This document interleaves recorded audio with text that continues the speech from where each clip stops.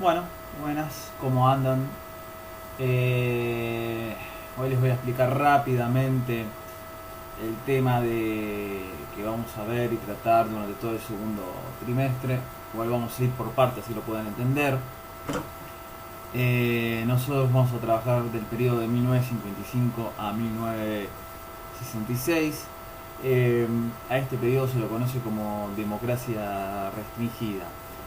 Si bien el periodo comienza con un golpe de Estado, después se van a dar una serie de gobiernos radicales en donde no participa todo el sector de la sociedad y hay un partido político que está proscripto. Uno es el partido, ya sabemos cuál es, que es el Partido Justicialista, el Partido Peronista. Bien, por eso es que se habla de que es una democracia restringida, digamos. Este término tiene varios significados igual, ustedes si se ponen a buscar, a investigar, van a encontrar. Pero nosotros lo vamos a aplicar para este periodo de esta forma. Es una democracia restringida que se da en Argentina porque el peronismo no puede participar. Perdón que me mueva, pero me tengo que acercar un poco a la cámara para que me enfoque y que me puedan escuchar bien por el tema del micrófono. Bien, a ver. Como dije, comienza en 1955 el temita este. ¿Qué pasa? ¿Quién gobernaba ahí? Todavía estaba el gobierno de Perón, era su segundo mandato. El segundo gobierno de Perón está, como se dice, débil, afrontando una crisis económica producto del Plan Marshall. Recuerden que el Plan Marshall era lo que hacía, poner todos los productos norteamericanos en Europa y principalmente los del agro. ¿Qué país afectaba? Como estuvimos viendo, era Argentina. Bien, listo. Entonces, tiene el problema económico con el Plan Marshall. Después, va a tener enfrentamientos internos con la iglesia. ¿Qué pasa? No veían con buenos ojos el papel de Vaperón, porque está con sus tareas de beneficencia y generalmente eso está relacionado a la iglesia. Y además el culto a su imagen que estaba tomando un símbolo casi religioso.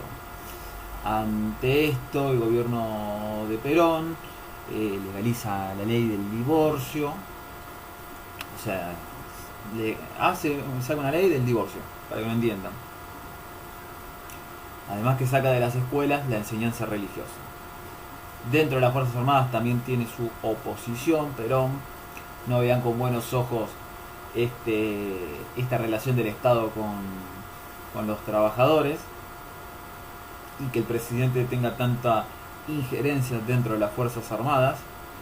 Después estaban los partidos socialistas y comunistas en contra y también el sector agropecuario. Desde un principio el peronismo con sus políticas se vio básicamente afectado. Todo esto conlleva a lo que se conoce como el bombardeo a Plaza de Mayo.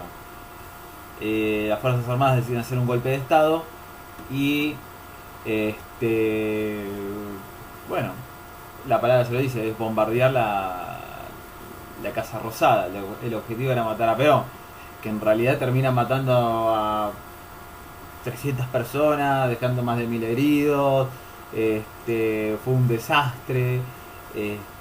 Aparte ustedes piensen que esto es conocido también como el bautismo de fuego de la Fuerza Aérea, o sea, es una locura. La Fuerza Aérea hace su bautismo de fuego bombardeando su propia población. Un poquito complicado el tema era. A ver, ocurre eso. Obviamente que Perón no muere ahí, porque Perón le avisan antes y logra escaparse. Después a la noche hay como una reacción peronista, hay una quema de iglesias, pero después Perón trata de llevar la calma porque si no esto se iba a desmadrar, se podía convertir también en una guerra civil. Y la verdad es que ya el gobierno peronista había llegado a su fin. 2 meses después, el 15 de septiembre, 16 de septiembre del 55, finalmente le deponen a Perón y Perón se tiene que exiliar. Y ahí es lo que se conoce como la Revolución Libertadora.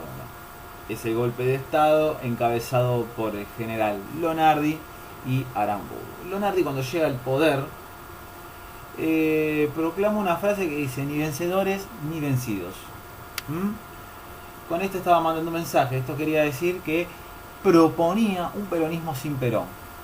Quiso mantener una buena relación con la CGT, no la quiso intervenir, y permitió que haya elecciones.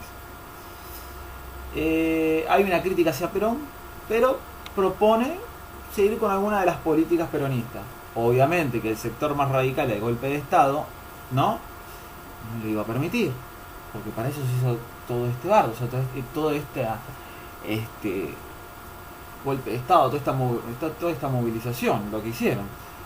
Entonces dura 2 meses en el cargo Lonardi y asume Aramburu. Aramburu era el sector más radical junto con Izar Rojas, que es el vicepresidente.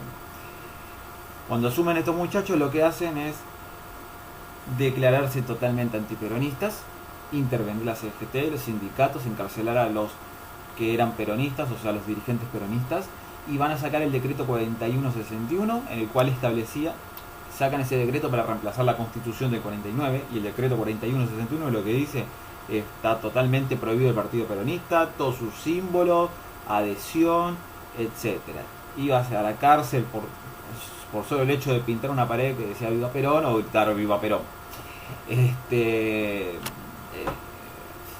Entonces, bueno, acá se ve el ala más radical del golpe de Estado, con Aramburu y Izar Rojas. La economía da un vuelco, se establece una economía liberal por el ministro de Economía, que era Previch, que pertenecía a la CEPAL, que es una organización economista. Se deja de lado el IAPI, lo eliminan el IAPI, y se da más hincapié a bajar las retenciones y a devaluar la moneda para favorecer al sector agropecuario. De esa forma los tipos creían que con los ingresos del campo iban a poder hacer un desarrollo industrial o ayudar a las industrias, pero medio que se le complica la cosa por el contexto internacional. Además, la Argentina se une a los organismos internacionales económicos como el FMI y el Banco Mundial, donde le daban préstamos. Bueno, acá comienza la relación esta del FMI y el Banco Mundial con la Argentina. Bien, y por otro lado está el temita de que con esta situación social que se vive en Argentina, comienza la clasificación, que ustedes la habrán escuchado. A ver, ustedes saben, durante todo este tiempo, o habrán escuchado, y para no entrar en polémicas, en ese momento se empezó a identificar al sector peronista, a los que estaban con Perón, como los cabecitas o los descamisados. Los descamisados ya venía del segundo Perón, pero para hacer algo más despectivo, durante la Revolución Libertadora eran los cabecitas negras, que ya también se usaba antes del golpe de la Libertadora. Y a los que eran antiperonistas, a los que eran del sector agropecuario, una clase más alta, se los apodaba los gorilas. El término gorila viene en realidad de un programa de radio de la época, más de nada de Perón, que cuando era como un programa cómico, y para resumir, ¿no? Lo que decía básicamente era que estaban ocurriendo cosas en ese programa, ¿viste? Cosas raras, y no sé por qué iban a la jungla y les desaparecían cosas, y en un momento uno de los locutores que hace los chistes dice: bueno, serán los gorilas que nos están haciendo esto. Y a partir de ahí el peronismo tomó eso para acusar a toda su oposición de ser gorilas. Entonces de ahí viene el término. Entonces, con la Revolución Libertadora queda más marcado el tema de la identidad de la resistencia. Recuerden, cabecita negra, descamisados son los peronistas y gorilas son los antiperonistas. No es muy difícil. Y toma mucho papel el movimiento obrero, que acá el movimiento obrero realiza luchas tomando las fábricas, haciendo paros, obviamente que son reprimidos, porque el gobierno de la Revolución Libertadora interviene en las fábricas. Los tipos se organizan en una especie de comandos para sabotear la producción. Entonces, bueno, el movimiento obrero es un principal sujeto histórico en este momento de la historia. Y por último, para ir finalizando, después se produce un levantamiento contra Aramburu, que lo encabeza el general Valle, que tenía relación con Perón.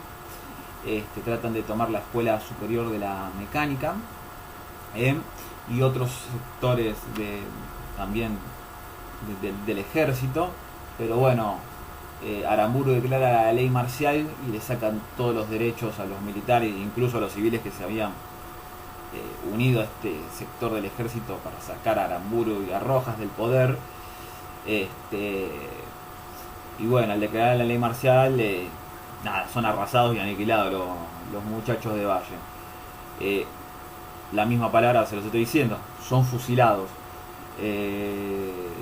Valle con otros generales civiles en Lanús, y fueron 7 u 8 obreros, si no me equivoco, José León Suárez en un basurero. Que este viene a ser uno de los hechos más graves porque fue antes de que se declare la ley marcial. O sea que aplicaron la pena de muerte antes de que esté la ley marcial.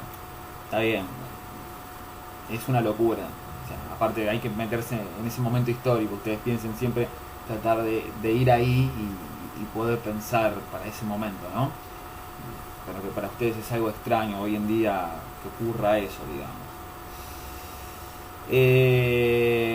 Pero bueno, igual, reitero, la Revolución Libertadora, por el plan económico que estaba aplicando, no levantaba cabeza, tenía la situación social muy complicada, y no le va a quedar otra a Aramburu que convocar a elecciones en el 58 y 59 que termina con el triunfo del radicalismo, pero que el radicalismo estaba dividido. Pero eso lo vamos a ver más adelante.